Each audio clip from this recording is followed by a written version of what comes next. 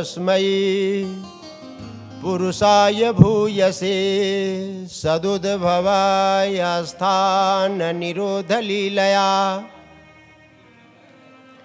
गृहीत शक्ति तृतीयाय देहिना मन्तर्भवायानुपलक्ष्य वर्त्मने नमो नमस्तेस्ते वृषभाय सात्वतां विदुरकाष्ठाय मुहुकोयोगिनां निरस्तसाम्यातिशयेन राधसा स्वधामनि ब्रह्मणिरंसते नमः।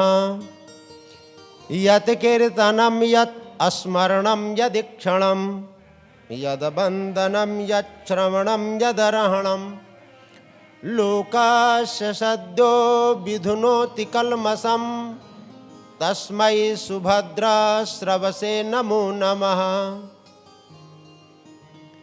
किरातहूणान्ध्रपुलिन्दपुलकसा आभीरकङ्का यवनाखसादयः यन्ने च पापा यदुपाश्रयाश्रयः शुध्यन्ति तस्मै प्रभविष्णवे नमः। श्रियः पतिर्यज्ञपतिः प्रजापतिर्धियां पतिर्लोकपतिर्धरापतिः पतिर्गतिश्चान्धकवृष्णिसात्वतां प्रसीदतां मे भगवान् सतां पतिः। भूतैर्महद्भिर्ययिमः परो विभुर्निर्मायसे ते यद्मूषु पुरुषः भुङ्क्ते गुणान् षोडशात्मकः सोऽलङ्कृश्रेष्ठ भगवान् वचांसि मे। वाञ्छाकल्पतरुभ्यश्च कृपा सिन्धुभ्य एव च पतितानां पावनेभ्यो वैष्णवेभ्यो नमो नमः। वैष्णवेभ्यो नमो नमः।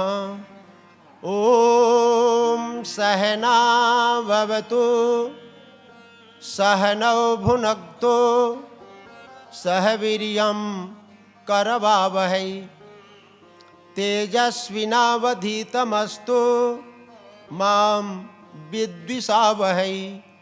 ओम शांति शांति शांति। भक्ति भक्त भगवंत गुरु चतुर्नाम बपुएक तिनके पदबंधन किए नासत विघ्न अनेके नासत विघ्न अनेके। श्रीते कामला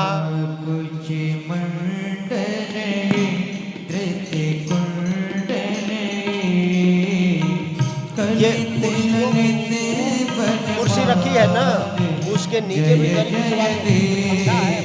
कोई बैठेगा और ये बीच में इतना गैप नहीं रखना चाहिए। बीच में ये लोग शर्ट करके बैठते हैं, फुल करके बैठना चाहिए था। बीच में बिगड़वा तो ठीक बात है। जनये मुनि जनमानस हंस जय जय देव हरे। मुनि जनमानस हंस जय जय देव हरे। कालिया विषद गंजनये जनरंजनये यदुकुल कमल दिनेश जय जय देव हरे। यदुकुल कमल दिनेश जय जय देव हरे। कविनाशन ये गरुड़ासन ये सुरकुल के निदान जय जय देव हरे। सुरकुल के निदान जय जय देव हरे। कमल कमल दल लोचन ये भव मोचन ये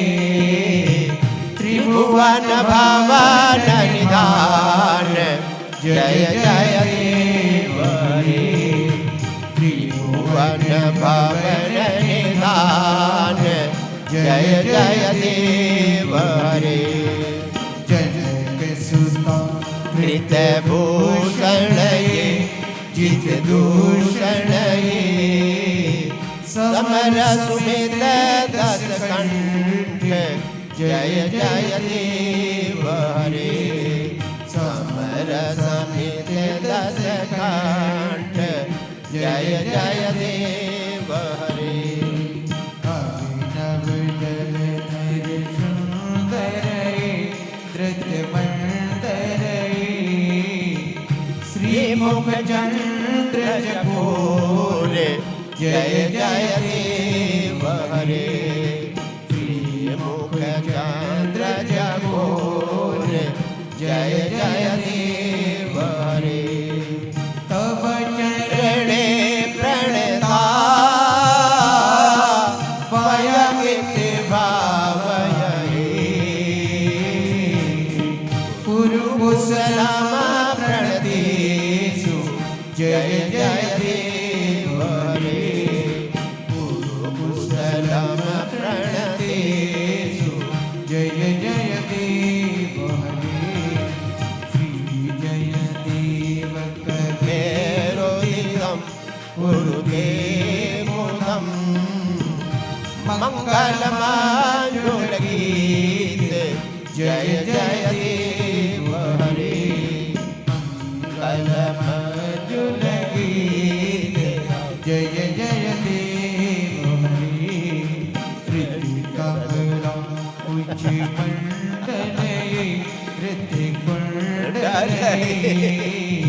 कलित ललित बनमाल जय जय देव हरे ललित ललित बनमाल जय जय देव हरे गोविंद बोलो हरि गोपाल बोलो बोलो हरि गोपाल बोलो गोविंद बोलो हरि गोपाल बोलो गोविंद बोलो हरि गोपाल बोलो गोविंद बोलो हरि गोपाल बोलो गोविंद बोलो हरि गोपाल बोलो राधा रमण हरि गोविंद बोलो राधा रमण हरि गोविंद बोलो राधा रमण हरि गोविंद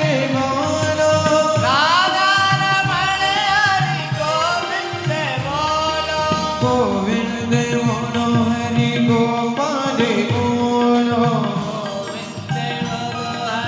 गोपाल बोलो श्री गोविंद बोलो हरि गोपाल बोलो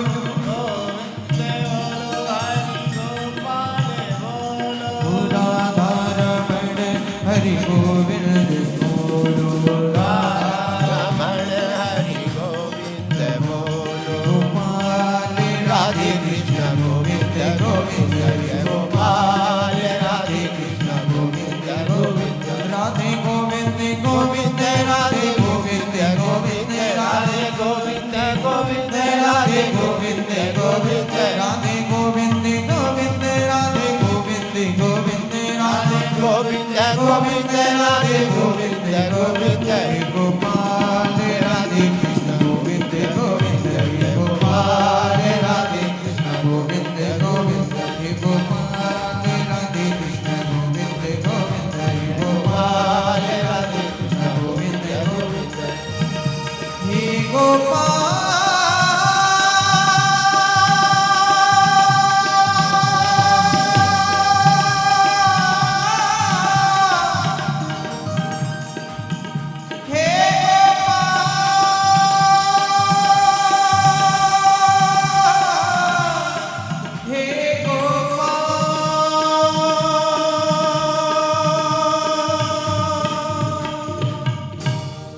बोलिए भक्तवत्सल भगवान की जय। आनंद कंद श्री कृष्ण चंद्र भगवान की जय। भागवत भगवान की जय। श्री गिरिराज महाराज की जय। श्री गिरिराज अन्न क्षेत्र की जय। श्री राधा सर्वेश्वर भगवान की जय। श्री वृंदावन बिहारी लाल की जय। जमुना मैया की जय। गंगा मैया की जय। श्री हंस भगवान की जय। श्री सनकादिक भगवान की जय। श्री नारद भगवान की जय। श्री व्यास जी महाराज की जय। श्री सुखदेव जी महाराज की जय। श्री परीक्षित जी महाराज की जय। निम्बार्क भगवान की जय। सब संतन की जय। सब भक्तन की जय। अपने अपने गुरु गोविंद की जय। जय जय श्री राधे। जय जय श्री राधे। जय जय श्री राधे श्याम। सर्वेश्वर प्रभु की महती अनुकंपा से श्री गिरिराज महाराज के पावन चरणों में, श्री गिरिराज अन्न क्षेत्र के पावन प्रांगण में अगहन मास के परम पावन अवसर पर हम लोग बैठकर गिरिराज अन्न क्षेत्र के पावन प्रांगण में श्रीमद् भागवत कथा का वर्णन और श्रवण कर रहे हैं। और इस कथा सत्र के यजमान स्वनाम धन्य उदार शिरोमणि श्रीमती सुमित्रा जी एवं श्री रामजी दुबे निवासी गौसेसीपुर बरेस्ता कला जिला प्रयागराज के हैं। आपकी सत्प्रेरणा ने, आपकी उदारता ने धरा की पवित्रम स्थली गोवर्धन में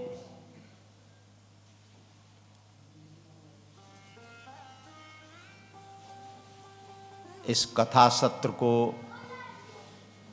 आयोजित करवाया और इस कथा का श्रद्धा चैनल के माध्यम से प्रसारण किया जा रहा है। सभी श्रोताओं को ढेरों सारी शुभकामनाएं हैं, मंगल कामनाएं हैं। भगवान सबके जीवन में सुख, शांति, समृद्धि प्रदान करें, ये गिरिराज महाराज से प्रार्थना है। आज श्रीमद् भागवत का प्रथम दिवस है। आज हम लोग श्रीमद् भागवत की पूर्व में वर्णित जो महात्म्य है उसका श्रवण करेंगे। श्रीमद् भागवत में दो महात्म्य का वर्णन है। एक तो श्रीमद् भागवत की पूर्व में 6 अध्यायों में महात्म्य वर्णित है जो पद्म पुराण से लिया गया है, और अंत में 4 अध्यायों में महात्म्य का वर्णन किया गया है जो स्कंद पुराण से लिया गया है। बहुधा हमारे विद्वान कथावाचक पूर्व में जो 6 अध्यायों में वर्णित महात्म्य है पद्म पुराण से लिया गया है, उसका ही वर्णन करते हैं। 6 अध्यायों में है और 2 प्रकरणों में उद्धृत है। महात्म्य के प्रथम अध्याय के प्रथम श्लोक श्रीमद् भागवत के जो प्रतिपाद्य देव श्री कृष्ण हैं उनका नमन किया गया है। सच्चिदानंद रूपाय विश्वोत्पत्त्यादहेतवे तापत्रय विनाशाय श्री कृष्णाय वयं नुमः। भगवान सत्स्वरूप हैं, चित स्वरूप हैं, आनंद स्वरूप हैं, संसार की उत्पत्ति के आदि हेतु हैं, तीनों तापों के नाशक हैं। उन श्री कृष्ण को हम सब नमन करते हैं, वंदन करते हैं।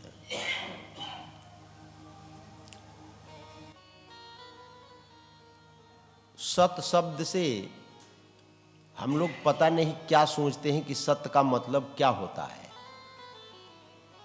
हम लोग ये मान लेते हैं कि झूठ न बोलना सत्य कहलाता है। स्वाभाविक रूप से हम लोग यही स्वीकार करते हैं कि सत्य माने जो साच बोले, इसको सत्य मान लेते हैं। लेकिन सत्य का अर्थ होता है नित्य।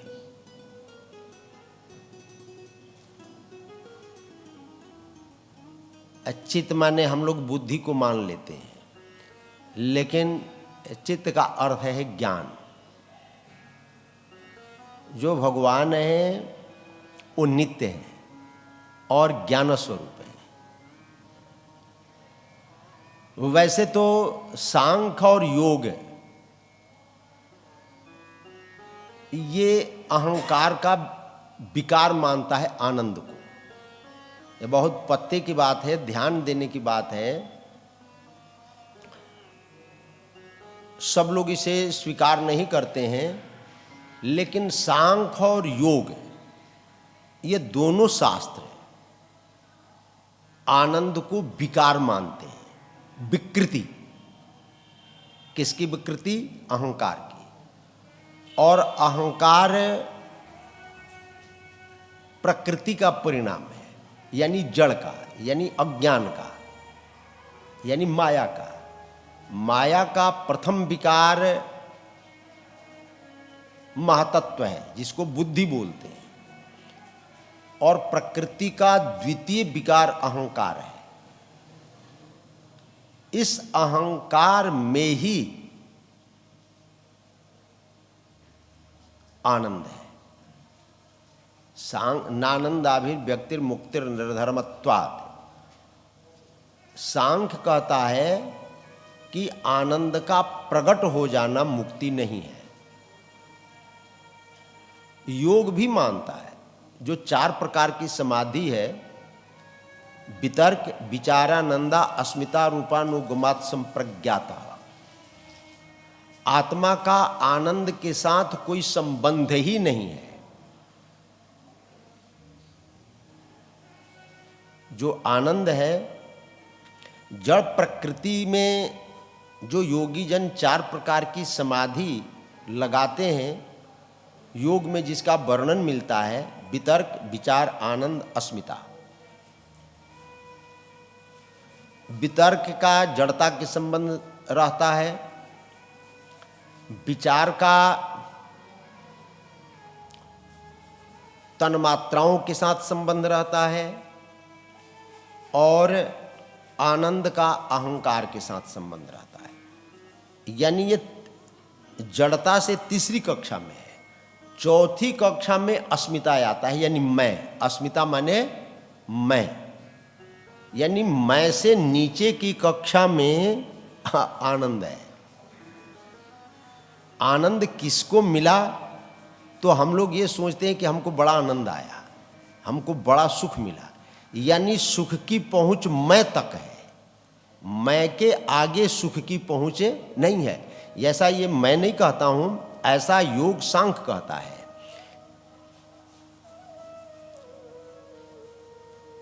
आनंद के संबंध में थोड़ा मतांतर जरूर है। सतचित ये ईश्वर का स्वरूप है, ये सभी दार्शनिकों ने स्वीकार किया है। सभी मतवादियों ने स्वीकार किया है, लेकिन आनंद को सभी मतवादियों ने एक स्वर से ये स्वीकार नहीं किया कि आनंद ईश्वर का स्वरूप है। योग ने कहा कि आनंद जड़ता में है, और उसी बात को पुष्ट किया सांख्य ने भी। आनंद किसी को आ जाए तो ये न मान लिया जाए कि वो मुक्त हो गया, क्यों? आनंद का मुक्ति के साथ संबंध है ही नहीं, बिल्कुल दो टूक कह दिया।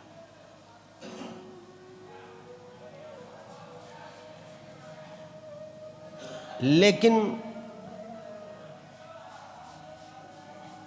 रसो वैसा रस हेवायम लब्ध्वा नंदि भवति, ये तैत्तरीय उपनिषद कह रहा है, यानी वेद कह रहा है कि आनंद ब्रह्म का स्वरूप है। अब मतांतर है। तैत्तरीय उपनिषद में आनंदो ब्रह्मेति व्यजनात्, आनंदो ब्रह्मेति व्यजनात्, आनंदात हेव खलमिमानि भूतानि जायन्ते, आनंदेन जातानि जीवन्ति, आनंदम प्रयंत यभिसंविशन्ति। तैत्तरीय उपनिषद यानी वेद बोल रहा है, आनंद को ब्रह्म मानो। आनंद से ही संसार की सृष्टि होती है, आनंद से ही पालन होता है, और आनंद में ही संसार का प्रलय होता है, अभाव होता है। तद ब्रह्म, वह ब्रह्म है। तद विजिज्ञासस्व, उसी की जिज्ञासा करो। यानी ब्रह्म है। वेद की मान्यता है कि वेद स्वीकार कर रहा है कि आनंद ब्रह्म का स्वरूप है।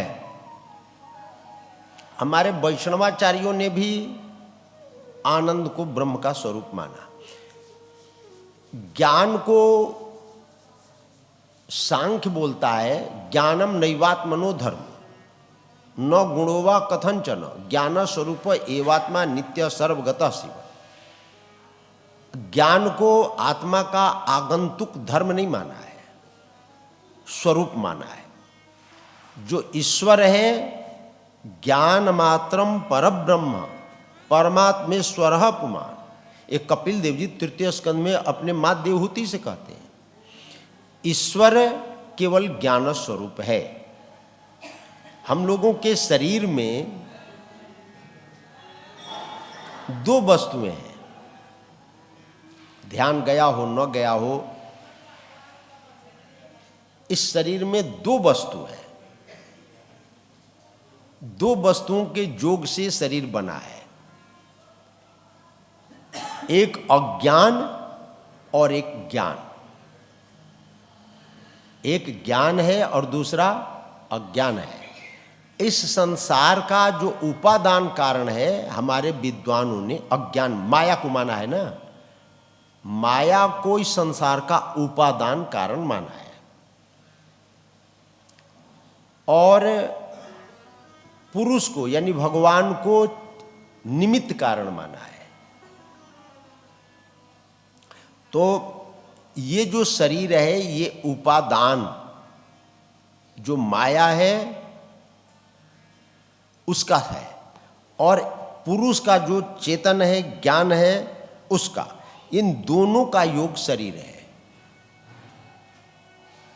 देखिए जब मरते हैं तो इस शरीर में से क्या चीज निकल जाता है? कोई न कोई वस्तु इसमें से निकल करके जाती होगी। ये नहीं कह सकते हैं कि जाती है कि नहीं जाती है। ये दावे के साथ आज तक न तो कोई कहा और न कह सकता है, क्योंकि जाने वाले को आज तक किसी ने देखा ही नहीं कि कौन गया, लेकिन कोई न कोई गया।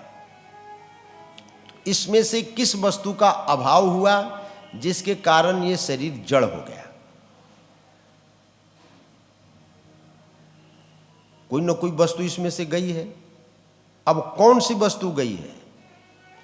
तो निर्विवाद रूप से ये कहा जा सकता है कि इस शरीर में से एक वस्तु गई है, एक वस्तु का अभाव हुआ है, और वो अभाव हुआ चेतन का।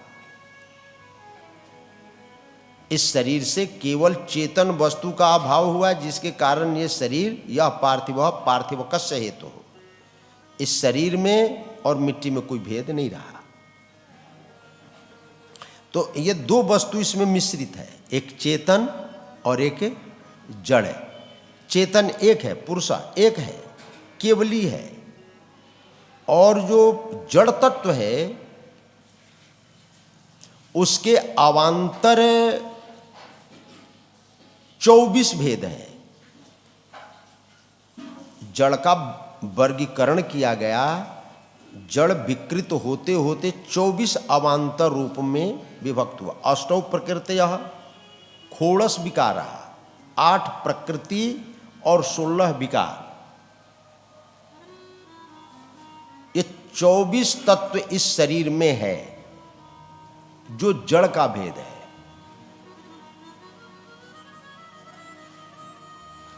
तो इस शरीर में जो परमात्म तत्व है, कृष्ण तत्व है, वो चेतन के रूप में है। जो चेतन तत्व है वो परमात्मा का स्वरूप है। वो जो जड़ तत्व है, जिसके 24 अवांतर भेद हैं, जिसमें क्रिया होती है, वो माया है।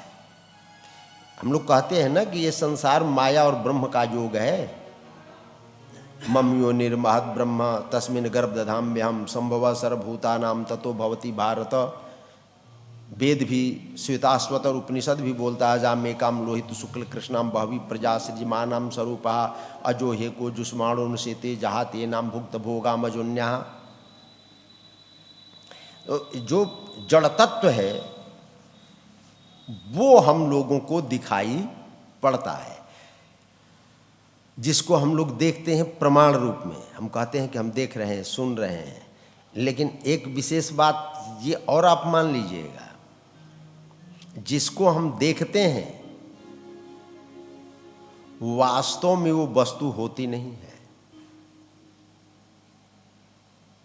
जो वस्तु दिखाई पड़ती है वो वस्तु होती नहीं है।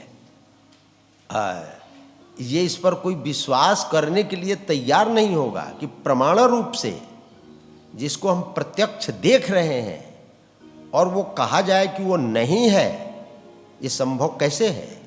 लेकिन सत्य यही है कि जो वस्तु है नहीं वही दिखाई पड़ती है। हम लोग कहें कि ये शरीर दिखाई पड़ रहा है, कहें कि हाँ शरीर दिखाई पड़ रहा है, लेकिन ये क्या शरीर है? नहीं दिखाई पड़ रहा है, व्यवहार कर रहे हैं तो है कैसे नहीं। व्यवहार करने का तात्पर्य नहीं कि वस्तु तत्व की विद्यमानता हो। हम लोग स्वप्न में बहुत व्यवहार करते हैं, खाते हैं, पीते हैं, उठते हैं, चलते हैं, बैठते हैं, सोते हैं, रोते हैं, गाते हैं, सब होता है स्वप्न में। स्त्री प्रसंग भी करते हैं, पुत्र पौत्र भी उत्पन्न करते हैं। क्या वहाँ पर कुछ होता है? कुछ नहीं होता है। वैसे ही इस संसार में कुछ है नहीं, लेकिन दिखाई सब पड़ता है। इसी को बोलते हैं रीते अर्थम यत् प्रतीयत न प्रतीयत आत्मनि। भागवत द्वितीय स्कंध के 9वें अध्याय का 33वां श्लोक है जी नहीं, लेकिन दिखाई पड़ता है। तो दिखाई पड़ता है, उसको सत्य माना जाए? कहे कि नहीं, उसको सत्य नहीं माना जा सकता है। सत्य वो है जो देखता है। तो क्या दिखाई पड़ने वाली वस्तु और देखने वाला दो तत्व है? ये भी एक प्रश्न आएगा कि यदि दो तत्व मान लिया जाए तो अद्वैतवाद की हानि होगी। अद्वैत कहता है अश्लोकार्धेन प्रवक्ष्यामि यदुक्तम ग्रंथ कोटि ब्रह्म सत्यम जगन मिथ्या जीवो ब्रह्मैव नापरः। दो तो है ही नहीं, एक है, और एक ही का विलास ये सारा संसार है। कहे कि जी नहीं, एक का विलास कैसे हो सकता है? कहे कि है तो ये एक का ही विलास, दो का विलास नहीं है। जैसे स्वप्न है, स्वप्न को एक का विलास कहेंगे या बहुतों का विलास कहेंगे? स्वप्न में कितने कितने पदार्थ दिखाई पड़ते हैं, तो क्या एक के अतिरिक्त कोई और होता है? वही दृष्टा और वही दृश्य, वही ज्ञाता और वही ज्ञेय। तत्व ही बोलते हैं। तत्व किसको बोलते हैं? वदन्ति तत्त्वविदः तत्त्वम् ज्ञानमद्वयम्। जिसमें ज्ञाता ज्ञेय का भेद न हो उसको तत्व बोलते हैं। वह मोटे मोटे अक्षर में भगवान बोलते हैं जिसमें दृष्टा और दृश्य का भेद न हो, ज्ञाता ज्ञेय का भेद न हो, कार्यकरण का भेद न हो। जैसे स्वप्न में जो दृष्टा है वही दृश्य है, जो ज्ञाता है वही ज्ञेय है,